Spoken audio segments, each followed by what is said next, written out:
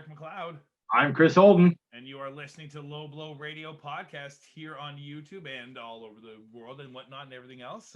It's Wednesday, January 6th, 2021. Still getting used to saying the new year. But yes, the new year here on LowBlowRadio. We are back to bring you another blow-by-blow here. We watched AEW Dynamite tonight. Their New Year's Eve Smash special that got pushed due to the unfortunate Brody Lee events and all that kind of stuff that took place in the tribute show last week, which was great. But yes, moving forward and onwards with AEW tonight with the show. So we kicked off tonight, the Young Bucks along with SCU, taking on the two young up-and-coming rookie tag teams in TH2 and the Acclaimed. Started off with the Rappy segment. I didn't hate this one, to be honest. This wasn't bad. Yeah, made me chuckle a couple times. They sure need better censors at AEW. Okay, they have a bleep button. For some reason, they use it like a word late every time. It reminds me of Arnold movies I used to watch on City TV. Don't touch me, fucker. It's like, oh, almost. Yeah, I guess the best tweet I think I saw the night was from Matthew, where he was like, "Don't listen to them, the censor team. I think you're doing a great job." Plenty of material. No, they did their best, but everyone seemed to be firing on all cylinders for this kickoff for the New Year's show here, especially with this promo from the Acclaim. Certainly, not pulling any punches, firing at the Bucks and Snoop Dogg and all things alike here leading into this match. No, I think they're playing into that. I mean, you say even referencing the John Cena-ness of the gimmick that Max Caster portrays, but again, it's still taking on its own sort of side of it for himself. But I think a fantastic kind of showing in this 8-man tag. Yeah, the super open match. It was a really good match. Both the young teams more than held their own. Looked like they belong in there. A lot of that is obviously down to the veteran excellence of SCU. Daniels and Kazarian could probably make me look good in the ring, and I would dare say the Young Bucks are also a lot on that same kind of level where they're just such good workers. They elevate and bring up whoever they're with, which is obviously the reason we've got these guys going against them in the first place. I love the cutoff on Daniels on the attempt at the whatever you call it to the outside. The flippity flop, the Arabian moonsault there. Yeah, the grabbing the legs to cut down. I agree with Jericho before he said it's like, "Whoa, that's a nice different twist on the block." So yeah, very creative. I'm gonna say a spot you've seen all the time, and to come up with another way to get around that. I really enjoyed that from Anthony Bowen. There, really a creative guy in the ring, showing that there is kind of two sides to the tag team. I'm glad he got a bit of a showing here as well as Max Caster, and getting a lot more of the TH2 getting over as well. So. A great showing on their ends, as well as kind of the typical stuff from the Young Bucks, having a great comeback and stuff like that, and a great showing SCU-wise, and especially from Daniel. So, like, really keeping up with all these young guys, as you were mentioning, kind of with a bit more of a rookie crew here, but Daniel's fitting right in, Kazarian as well, but Daniel's especially just being able to keep right up with everybody else. Quite honestly, I think it's more of a testament to the young guys being able to keep up with Chris Daniels. I get how he's older, but yeah, he's not the kind of guy that actually looks like he's lost. I get that's the kind of story that they're playing into, but maybe that was part of it as well, was make it look like he's really stepping it up to make sure that he doesn't upset Frankie anymore, right? Yeah. So, great match, great finish, really liked it. Then we got the Go Big Truck, the Go Big Monster Truck segment. That was awesome. Yes. So I can't wait for the fucking debut of Go Big next week. Is it next week? I don't want to miss it. Oh, fuck it. Well, yeah, you gave up pretty quick on that. John Moxley was back. They were certainly pumping it good tonight. It was all over the aprons and all over the outside. Definitely letting you all know that Cody's new show was getting ready to debut. But I guess they didn't do a good job of letting you know when. But anyways, yes, John Moxley finally back in the ring. You mentioned that. Yes, John Moxley's back. Cuts a promo. It's John Moxley. I mean, I don't think he can take a step wrong these days. Promo-wise, match-wise, he's just on fire, right?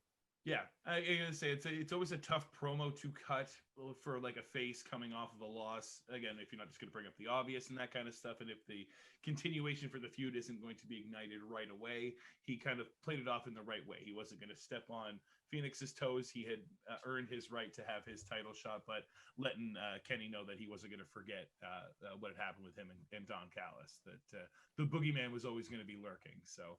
No, And he sure was. He certainly was as the night progressed later on. But no, a great kind of a reintroduction from John Moxley, not kind of furthering into a next feud, but reestablishing himself back here in AEW. We got Kip, Penelope, the best man, Miro, backstage together with Orange Cassidy. That's Chuck, right? Yeah. Yeah. And they were having a chat. Yes, they were talking about how Trent is out with a torn pectoral muscle or something like that, so he'll be out for 4 to 6 months ish until he's back, and then kind of furthering the story where Miro had kind of put him on the shelf ish story wise, I guess the way they're telling that, and that he's kind of coming for Chuck next. Chuck's kind of tired and done with all this kind of stuff and just wants to shut Miro up, so he's ready to get in the ring with him. And they put a little stipulation on this as well, that if Chuck Taylor loses, he will become Miro's young boy, which has been a bit of a running story between Trent and Miro as well in the earlier feud. I love that tracksuit, man. He is looking like $1 million all the time. He's certainly, there's nothing holding back him putting on these fancy outfits. It's a departure from my usual browns and earth tones, but I could dig that. The second match of the night, Wardlaw and Jake Hager in a big Hoss slugfest. I'll be honest, I wanted to see more of the explosive, dynamic, flippity-floppity Wardlaw that we've seen with some of the karate stuff that we saw when he was against Luchasaurus. I wanted to see more of that. It's not Hager's style, I guess. I like the match. I didn't have any real problem with it, except that I think I said to you earlier today in the other show, I was expecting it to be that more kind of showing from Wardlaw, but I still thought it was a really good match, and he came off looking great. For sure. And you mentioned the Luchasaurus match, and maybe it just comes down to opponent where he can play a little bit more with someone like Luchasaurus to accomplish stuff like that. But I felt this was like probably Jake Hager's best match I've seen in AEW. I agree. Sure. Yeah. It was the best, like, paced wise. Sometimes it could feel a little bit slowed down sometimes, like in the Cody match and the Moxie match and stuff like that. They just had a bit more of a trudge to them when they were eventually got to the spots. I felt like this didn't have a lot of that. They worked really, really well together to move, fluently telling the story together. So I enjoyed that aspect of it. But no, I agree they could have had more from Hager, but hey, maybe that's what's coming down the road, and not necessarily the story they were telling. It was about them sort of improving to Hager that he could kind of stand toe to toe with them, not that he could be, a million times better. But I mean, that's reading too much into the deeper, psychology of the match itself. But sure, it got the idea over that these two are sort of, trying to, handle their business in the ring rather than with their words. Yeah. So I thought it was a good match. I mean, I enjoyed all of the work in there. I like the way that the Inner Circle, minus Jericho, who obviously was on commentary tonight, but the rest of the Inner Circle, quite obviously rallying around and centerpieced by MJF, who's still leading. He's definitely the deputy at the very least, certainly, as he slowly usurps the position from right under Jericho's nose as leader of the Inner Circle. Yes, just beautiful. As slowly and subtly as it's being told. I'm very much enjoying the as this story moves forward here, as the Inner Circle are watching Jericho on the commentary, putting over how much he enjoyed the two guys fighting it out. Not necessarily saying this isn't a breakup by any means. It is just these guys trying to work this kind of situation out, and will be better for it afterwards, and still keeping together the unity of the Inner Circle. So very much enjoying that. We moved on to Darby Allin and Brian Cage having the weigh-in for the AEW, sorry, not the AEW, AEW TNT Championship, just the TNT Championship, which will be next week, right? Yes, that's going to be one of the big headline or showcase matches for next week for sure. When Darby defends the title against Brian Cage, certainly a match that's been building, as they had mentioned, over basically since Cage has shown up in AEW, taking out Darby in the ladder match to win the he didn't win it. Darby ended up winning the ladder matches, or did he win? I can't remember now. Jeez. Cage won that ladder match, the initial thing that he was in for the shot at Cody, right? Right, yeah, and but he was certainly all yeah, him and Darby had a lot of We've had the two of them having issues probably since, I think it was at that Battle Royal, that if Darby either attacked Cage for the first time or Cage tossed him out of the Battle Royal, and that led to Darby attacking him on the following show with the skateboard attack. Yeah, and he definitely put him in the the body bag thing body happened bag quite a and- while ago now. Yeah, so We've had there's this been is a plenty of long stuff, running yeah. deal. Plenty of stuff, yeah, building more so in tags when he was with Cody and whatnot, but again, finally getting to the singles match here when he can take on Brian Cage, getting both of them on the scale here. And with the prize on the line. Like anytime they've done it up till now, it would have really been just for the honor and the whatever. Now it's with the TNT Championship, so they've done a good job on getting this story to a place where it's red hot at the right time when there's something up for grabs. Yeah, the perfect person to pluck out to be Darby's first showcased opponent with the title on the line and stuff too. I think so, yeah. Yeah, with all the build and stuff there, and yeah, nice way to kind of have them on the show again, but not have the kind of repeat. We got a little bit of it as the segment kind of went on. Once Sting came out and stuff like that, like a bit more of the same that we've got over the last few weeks. But this is an interesting other way of having the guys on the card, not just a promo segment. Yeah, exactly. I like that, and different than the contract signing too. Yeah. Essentially, that's what this was. This is it's the go home promo to the big match next week's show. You can't have a problem with that. It's what we watch. So exactly, as far as doing it in a slightly creative way that wasn't as creative shitty as what ended up happening with MJF and a couple of his ones with the town hall meetings and stuff like that, right? Right. White and Jay and Cassidy's one. Keeping it simple when you know the kind of, even if you want to take it down to the basics, the story is the guy that's got 100 pounds over this other guy, right? There's more to it, obviously, with the history between the two here in AEW and further on and whatnot with 100 pounds and whatnot. But again, just establishing that for the audience was really good, a visual as well. The 100 pounds of weight and two buddies plus a manager at his side. And that's where by the end of the segment, we, after Team Taz kind of spoiled the weigh-in / contract signing, it's Sting! And he made the save. I'm sorry, I went into it right as you took a drink. Sorry, buddy. That's all right. Did Jericho call him an idiot? I thought I heard Jericho call Sting an idiot. He may have. I'm sure he's got problems with someone else walking around with a baseball bat now that he's introduced Floyd to the mix, right? The gimmick he stole? He's got a problem with that? Yeah, I'm looking forward to if that ever actually happens. That would be fantastic. I'm all for that. An inevitable, amazing feud that never has happened really. That is just two fantastic opponents to be working even peripherally against each other in some way. So again, I feel like a little bit of rinse and repeat again with the Sting stuff. At least the one thing I could take as a positive from this was Taz responding to it. Like again, they run off scared, and even in his bit kind of scared state, he's just like, I'm sick of this. I'm sick of this snow. I'm sick of you. And Darby, you're gonna get it next week. Like again, okay, finally acknowledge what's happening. Don't just keep running away or tell us why you're running away, whatever. So I liked that at least from the Team Taz. Something, it's one of those things I can't argue with you at all that I should be the one saying it first, and it's very repetitive here and blah blah blah. But it's Sting, and I can't help it, right? It's not. I can't hate it just because. Well, again, on that side of things, what do I want him to do with him? I don't want to see Sting. We're not going to see Sting in match even month over month, let alone week after week. Yeah. They can't do that. He's not getting physical. I don't want to see the Surfer Sting on the mic dressed as Crow Sting that we saw with Shivani in week 2 every week, because that's a little brain confusing. Yeah. So this is fine for me. Is Sting's role as shutting down a thing? Someone's got to. It's got to end at some point. It might as well have a sensible ending where at least they've got a reason to stop the attack, as opposed to we've killed him or 20 officials have rushed in every single time, right? So. Oh, for sure, right? Yeah. Again. If they do it week after week for the next 6 months, maybe I'll sound different come July. But right now, I'm still not against it at all. I'm like I said, I don't noticing it, but barely, right? I don't want to say I'm tired of it at all either. I guess they tried to come up.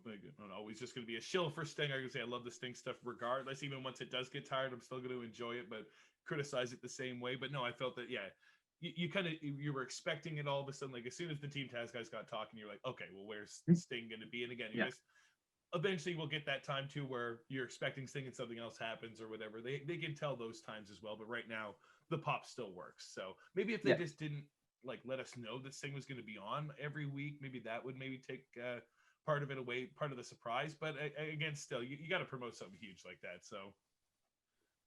Plus, I almost feel like it's inevitable at this point. I'll be honest, I didn't realize that Sting had been promoted as an appearance from tonight. Right. I thought it was Sting will be on at some point during the thing.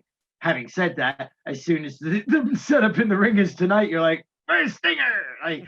And I mean, even knowing the full well that he's not going to be bumping and he's not doing stuff, I'm still, part of me's like, is he going to splash Taz tonight? Taz going to take the Scorpion Splash tonight or the Death Drop? It's like someone got to take something from him one week. At least that, good on them that he still hasn't hit anybody with a bat. Like, I mean, I'll give them amazing credit for that and for that sort of hold off for sure. He still hasn't actually swung that bat at anybody, and that's a great sort of. So it could still be Darby. Exactly, you never know.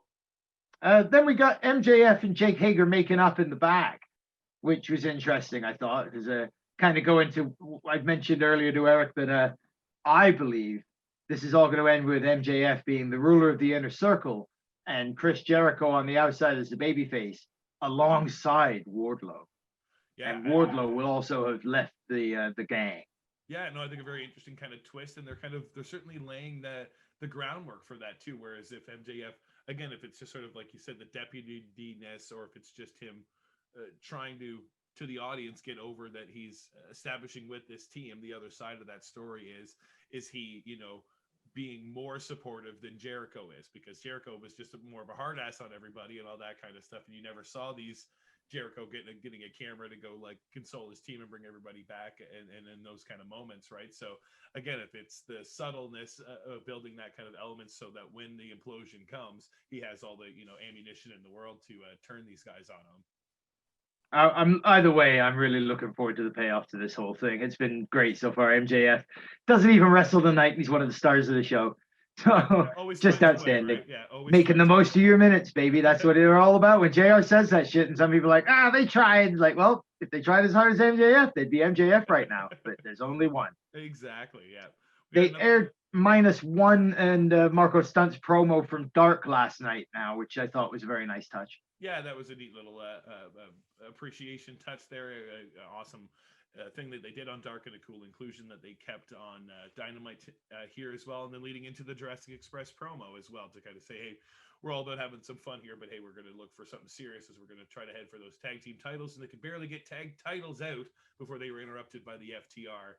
Yeah, they got something serious. They were, the FTR got absolutely no fun and no jokes for anybody. Really cutting down Marco, who's saying that he's got nothing to offer to the team here, and he does nothing for them to kind of win in that kind of stuff. Really kind of cutting him down. Can you cut Marco Stunt down? Fair enough. He's pretty ding, pretty much. Fuck you, Marco. What you gonna do about it? Anyway, sorry. Get the short jokes in there, but yeah. And yes, getting him riled up enough that he was going to choose to replace Luchasaurus in the match next week when the Jurassic Express is to take on FTR, and now it will be Jungle Boy instead of it'll be Marco Stunt and Jungle Boy instead of Luchasaurus. So neat way for FTR to sort of once again play that heel tactics of trying to get the guys riled up, because they maybe again in their minds they know they have the better odds against Marco and Jungle Boy, but that isn't necessarily how they have to play it off. They can just tell the reality where, Marco, you're not as impressive as the big dinosaur behind you, right? And I can't wait for that awesome theme song from Jungle Boy. Yes. Oh my God. Yeah. I wonder if we will hear it next week, or if it's, I feel like they've been establishing single songs for each of them. Like Marco had his own song a couple of weeks ago when he had a singles match on Dark, and then now this new debut of a song for Jungle Boy. But I mean, why would you save it now that you've already got it? Maybe it just becomes the new Jurassic Express song as well, but maybe you don't want to overplay it. I don't know, but I can't wait for the debut of this song on Dynamite and with a crowd. This could be part of the reason why they've traded Stunt for Luchasaurus, because Luchasaurus and Jungle Boy have a theme song ostensibly as Jurassic Express, but maybe as a specific tag team, Stunt and Jungle Boy aren't one yet, so we can get away with just sending them both down to JB's new tune. I'm all for that. Yeah, I'll be amazed if we don't hear it next week. Well, yeah. He just bought it, for Christ's sake. Tony's going to want every dime out of this he can squeeze now. You would hope, maybe. It's my jukebox. Play my song. Match number 3. Cody Rhodes, accompanied by Snoop Dogg. Instead of anybody else in the Nightmare Clan. I just assumed Snoop was going to come out with everybody else in the Nightmare Clan. I didn't expect to see Snoop literally taking over Arn's role tonight with his fucking notes and everything at ringside. But there we go. Very kind of odd. Not a lot of setup for that. And even with the talk of Snoop being on the show, I thought maybe more of a commentary appearance, or maybe just more. He had one. We rushed over. There was one backstage segment he did with the Private Party and Matt Hardy earlier on, but must have been my bathroom break. Oh, fair enough. Yeah, I guess Sorry. He had one of those earlier on too, but nothing that really sort of established what his presence was going to be on the card. And then they had all of a sudden said that he was going to accompany Cody to the ring, which again I thought just for the entrance, kind of the same way Brandy does, or something like that, or and then over to commentary, family member, other than over to commentary, or to kind of hang out with Arn Anderson, not to sort of be on the stage. Arn Anderson. Yeah. So. A bit of a distracting element, especially with him being on the stage rather than off to the side, but definitely getting their most bang for their buck, as you would say, out of the utilization of Snoop Dogg, I would say. Yes. I mean, I'll give him his due, man. He throws a hell of a frog splash. His knees took a fucking pounding on that. He had the balls to do it, I guess. But it certainly didn't look that great. But straight off and straight onto his knees. I watch my kids do that, and not from a top rope. They just jump in the air and land on their knees in the living room, and it makes me cringe. So he jumped off the top rope and landed straight on his knees. And he got up and walked around. So good for him, man. I couldn't do that. Oh, geez, it looked bad enough when poor Matt Sydal hit that meteor on Cody on the outside on the stage, and it looked like that he normally you would imagine you kind of hit to kind of disperse on both, maybe take it more on your lower back and your hips. Not tonight. But they had, because they were kind of trying to avoid poor Snoop Dogg. He gets out of the way at the last minute to kind of make the spot look a little better, and he eats it all on the one knee. And you could tell Sydal was just aching from that. But a good match back and forth from him and Cody. I enjoyed that. Really good match. Yep, I really enjoyed it. And I surprised that Rhodes did the 2 crossroads things to finish it too. Right. I like the way Jericho at least said that, where it seemed like the way that it was more positioning rather than attitude. But he had been dropping the kind of double crossroads on people lately too, and maybe it was just sort of that after a tough match to really cement the win there at the end. But maybe it is the sort of the seeds of another side of Cody. It's hard to say. I mean, I just thought it made Sydal look good. It made him look like Cody knew, I'm not going to get him with just the one. Because I think you're right. In the last few matches from Cody, we've seen him have to hit 2, but he's usually gone for the pin attempt in between, which gets kicked.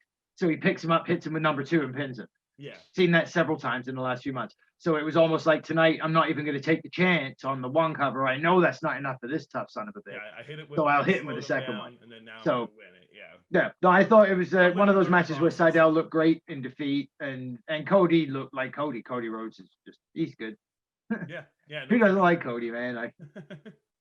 It's funny. I can say I totally wanted to look it up during this match. I'm sure if you found a picture of them as Matt Bourne and, like you said, Stardust in their WWE gimmicks, Cody, it just looks so much bigger now. Where I put them as more of the same size back then, other than maybe height differences. But Cody is really establishing himself in that heavyweight look for sure, and played well in this match because again he was more of the ground worker, where you got the hi-fi stuff from Sydal, and then the sort of trickery playing off on Cody there. But great back and forth from Sydal and Cody.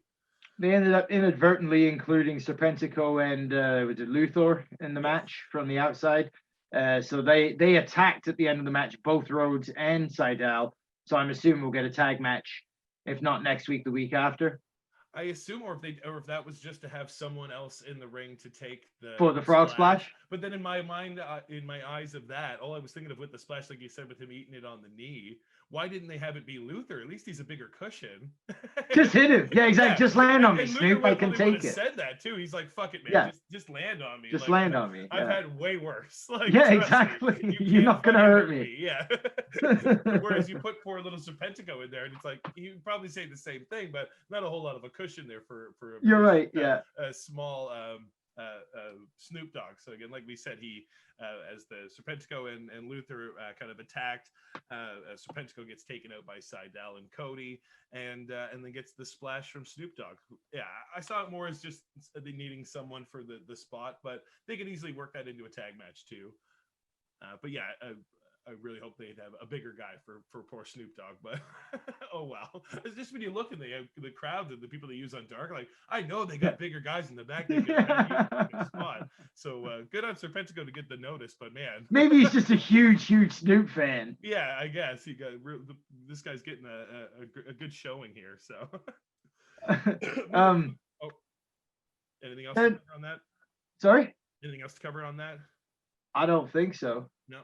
Well, I had something else fleetingly popped in my head, but it's gone now, and I can't remember what the fuck it was gonna be. So I'm like a dog that walks into a room with it. Why did I come in here? Never mind, leaves. Fair enough. I should have let you just keep rambling. No. We'll keep going on with the show. The next match we had Abaddon taking on Hikaru Shida for the women's title. When we had talked about this match on the radio show earlier today, it was a little bit more. And I'm gonna say in my mind's eye afterwards, I'm more thinking the fact that I'm just kind of ready for something different for Hikaru Shida. Not necessarily that Abaddon would be the perfect next new champion for AEW, but they just need a switch and something kind of different. But as soon as the match kind of started, yeah, again, this kind of gimmick for Abaddon, it's new and at least for the AEW crowd, and they don't quite know how to tell the story of it, so it's hard to sort of understand what it is, but I did my best to kind of get behind it early in the match. Not too bad, kind of playing off the rough side of it. But for me, as soon as they did the bite spot, I was out of it. How did you feel? Yeah, I thought it was ended up by.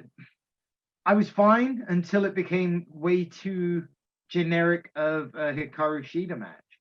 Right. And I thought, especially the finish was it's left Abaddon as another like side character now.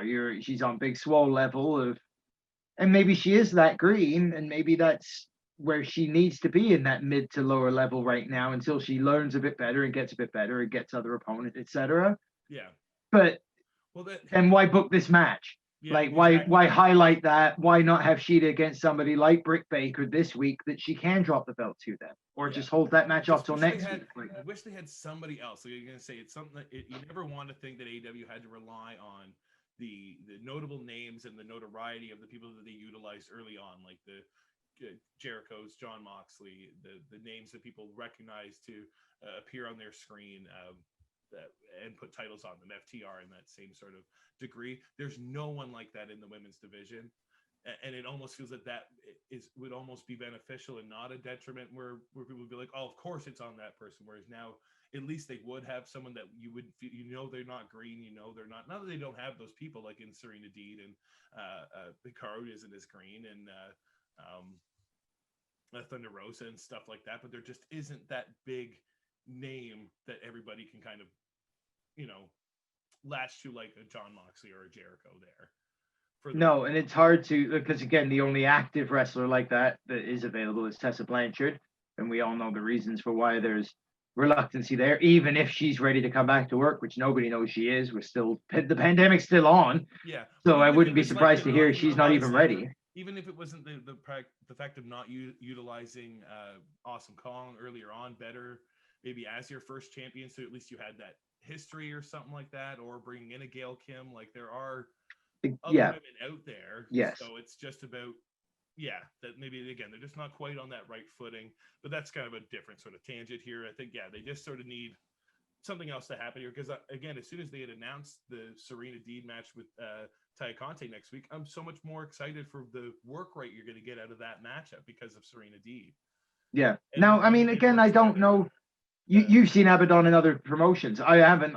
But I've got to believe she's more capable and competent of putting on a match and a performance than she got to tonight. I feel like tonight she was limited by what they're allowed to do and told to do. Go out, have your bit for a couple minutes. She's going to come back, and then she's going to squish you.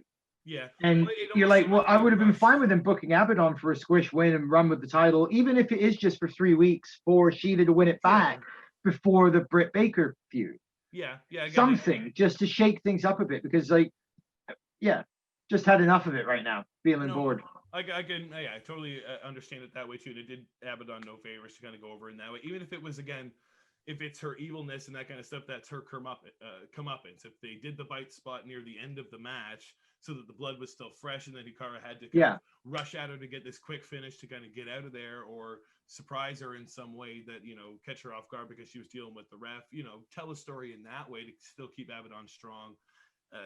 But again, it seemed like they did that spot so early that it just took me right out of, the way the rest of the match could have progressed. So yeah, a bit of a miss here for me. We move to our main event of the evening. Rey Fénix taking on Kenny Omega for the World Heavyweight Championship. Don Callis, the Invisible Hand, is at ringside with Kenny. Well, this was yeah, every bit the match I expected to see. I was going to say, this was absolutely no miss, because holy fuck, what a way to kick off the goddamn year. Yeah. Great main event. We had said earlier, early contender for match of the year before we'd seen it. I mean, that's the only, as great as it was, and don't get me wrong at all, it was a great match. I loved it.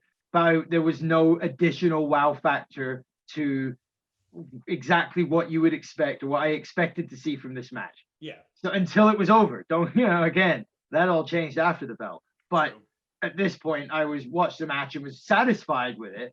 But I did kind of chuckle to myself thinking, shit, it's real hard for these guys to top like 5 stars. That once you've hit that peak, where do you go from there? So I think they probably knew that too, right? You could go out there and go all cylinders and do absolutely every spot you can think of. But I think that right now that's not the story to tell. It's the same way he did with Hangman, right? They could have told and had a much bigger match in the tournament, but they had a tournament match. This was a title match on Dynamite, and again, if the next one's a further pay-per-view one or something like that. But again, you're furthering the stories here in a little bit way. And still big spots. There were still great moves, still some great stuff, and some of the but it just the reversal into the German suplex from Fénix was just fantastic off the ropes, and then going after Kenny's neck after that, the way he would focus on it when he got the meteors on the back of the neck on the outside, and then he would be throwing them into the ring aprons and stuff like that, and just bringing it back in to work the neck on stuff. Just really, really good chemistry these two had to have a fantastic back and forth early on, to not really get advantage one way or the other. Such great near falls. Fantastic match. The 2 count off the cutter, particularly the 2 7/8 count off the Thunder Driver, the pressure on Aubrey in those spots. Right, because she if it gets to the 3, I was sorry, boys, I got to the 3. I gave you every fucking chance I could, but she does it well, and they just play that shit to perfection, man. Yeah. So, and that's, I guess, again, right, having said what I said before, with no, a highlight spot with it, the way it was left so open and so close, it certainly leaves it open for another match between the two for the title in a month, 2 months. It's not out of the realm of possibility to do that and sell it, because this was such a close match and such a great fight. So for sure, really enjoyed the match. One Winged Angel, of course, finishes it off for a 3 count, because that's unkick-outable. Absolutely, no one yet to kick out of the One Winged Angel, especially here in AEW. Big showing here for Kenny Omega as Don Callis got in the ring, letting everyone know that Fénix is all on his own. He's getting ready to get a bit of a beat down as he throws to a video package where it looks like Eddie Kingston and the Butcher, and I assume the Blade was there too. Everyone was kind of cropped out, but they were obviously taking out Pac and Fénix, Pentagon. Sorry, Fénix being left all on his own, and being instructing Kenny Omega to lay in another One Winged Angel and really start putting away Rey Fénix here. About to finish his career, but no. Saved by the Avenging Angel, the Boogeyman, Jon Moxley, not the real Boogeyman. That would have sucked. No. Would it have sucked? We saw him. Yeah, it would have sucked. Yeah, that would have sucked. It would have been weird. That would have been a weird way to debut the Boogeyman. Anyway, it wasn't. Jon Moxley and Boogeyman makeup, I'll take that. I don't think that's allowed anymore, dude. So, Jon Moxley attacks with a barbed wire baseball bat. So, it all looks like it's evened up, and that Kenny's going to get a beating with the barbed wire baseball bat. He takes 1 shot, and then he is saved. Yes, by the Good Brothers from Impact Wrestling, the tag team champions. They don't even work here, says Y2J. Yes. All 3 fucking perfect line. Work here. Yeah, these guys somebody had to say it. Here. Yeah. Loved it. they're wearing the Impact tag titles. Fantastic fucking move. I loved that, and they never even took them off. No, great little addition to make sure that they were featured as well in this moment. I mean, I could feel it kind of brewing, especially when they had, like I said, we brushed over it earlier, where they always kind of do the build for next week, and one of the little teases was the Elite, and all they had was the little symbol, oh, the Elite will be in action next week, and I'm like, we haven't seen anything with the Bucks and Kenny. So I'm like, if it doesn't happen tonight, it's happening next week. But I think that was a little bit in my head to play even more. I'm like, we're gonna see the fucking Good Brothers tonight. And when they came out, I just fucking lost it. I was like, yes, I was so excited that again, it's the little things moving forward with this story that are just so fantastic to have this again. Breaking the rules of wrestling, having this other company show up and all this kind of stuff. It's just so exciting. Yeah. They hit the magic killer on Moxley, and that's it. The crossover is officially fucking on. Yeah. That's another, like, this champ's been on their show, raised some shit. He's got a match booked for this Saturday night with these guys against Rich Swann and the Motor City Machine Guns. Now tonight we get this, where the Good Brothers, the World Tag Team Champions from another organization, have attacked the just past world champion of AEW Dynamite. Yeah. And laid him out with their best move, wearing their fucking tag titles, man.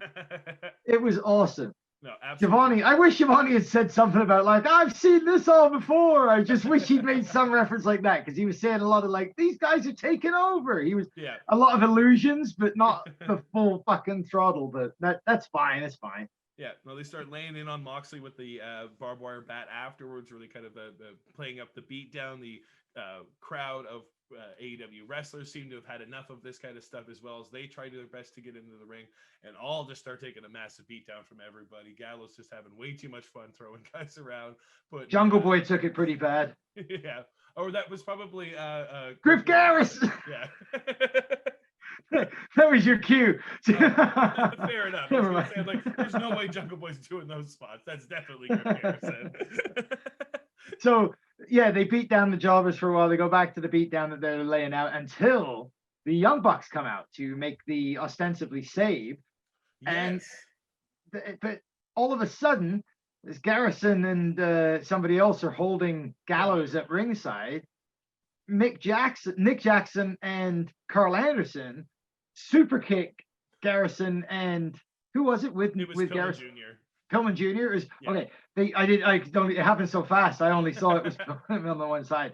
So they super kick them off of him in unison together. And now you've got this, like, wait a second. Why did the Jackson do that at the same time as the thing? Like, I guess, and commentary is selling the same aspect. And then Omega throws up the sign. The Good Brothers come in with the same sign, and then it's finally the sign of getting the band back together, right? That when you look at this, you think of getting the band back together. that's what it is. Yeah, I know, but we all know it's a too sweet. They can't say it's a too sweet, but I just love Jericho trying to come up with something else on the dot and be like, he's getting the band back together, right? He's doing the sign. It's the sign. I guess they're gonna call them the band. I've got to assume, by the amount of times they kept saying getting the band back together, I can only assume they're gonna, because they can't go with the club now because that's being used. They several of the variants have been used over the last couple of years by WWE as they've made various teases they were going to make this move. So it's finally a trigger pulled on this, what is going to be an absolute fucking epic masterpiece between AEW and Impact Wrestling. Yeah, I'm just very curious now. You have both sets this year up, potentially all working together here now. I guess waiting to see what the next kind of play is here. But yes, a Bullet Club reunion of sorts. Like I say, they've been dropping Bullet Club, the words of that on Impact. I don't know how free and use they are here on AEW. They seem to have no care on Impact about what they say about anything, because they want to be sued. I think they would love the press, so they don't mind. Yeah, exactly. On Impact, so maybe they're just more free use of that, and they're actually have a bit more of a working relationship with New Japan there, so maybe that's where they have the name usage. Maybe it's hard to say what they'll end up actually calling, or they have the Elite name too, and that's always been more so for Cody and the Bucks. So if they can use that now to include the Good Brothers as well, which it never really did because they were in WWE by that time, that that Kenny and the Young Bucks had established that sort of separation in the Bullet Club. I'm all for that kind of being their sort of established new crew. We get this new elite, and maybe that's what they meant by the elite will be there next week, and we'll get a whole different kind of package. So yeah, very, very amazing way to end this New Year's Smash leading into next week. All kinds of craziness going on, all kinds of stuff all over the card, but this especially. I can't wait for Impact. I can't wait for Hard to Kill. Hard to Kill is next weekend. There'll be an Impact before then, and the next day 2 or whatever, or night 2 of this New Year's Smash. So tons of amazing stuff going on. I think we'll see more appearances and more crossovers as the weeks to come, and I can't wait. Like I say, it all doesn't happen in one night, and I'm glad for that too. I think little bits here and there is just the perfect way to kind of further this storyline. So I was kind of looking at this as not to look at it as a one night show, because it is night 1 of 2, but it more than held up as a one show by itself.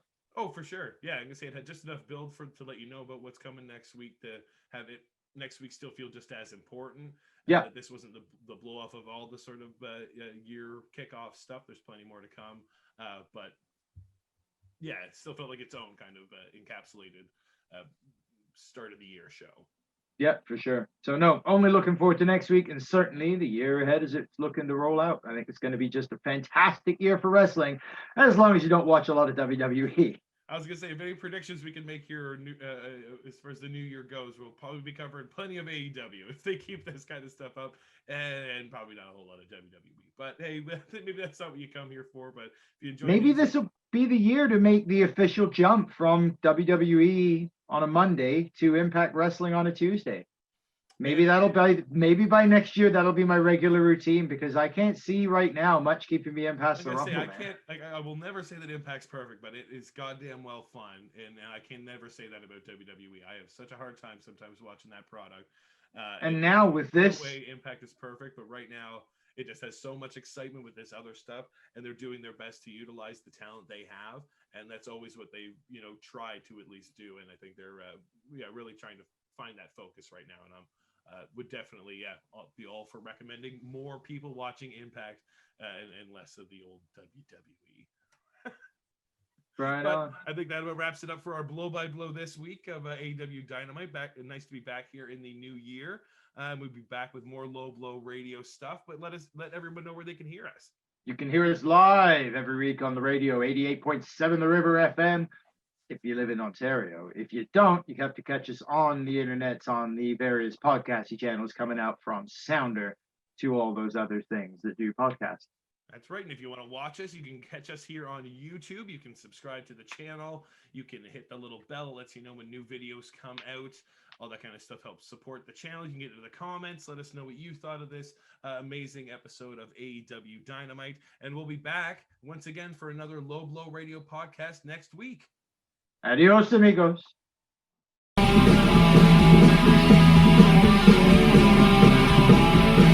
Now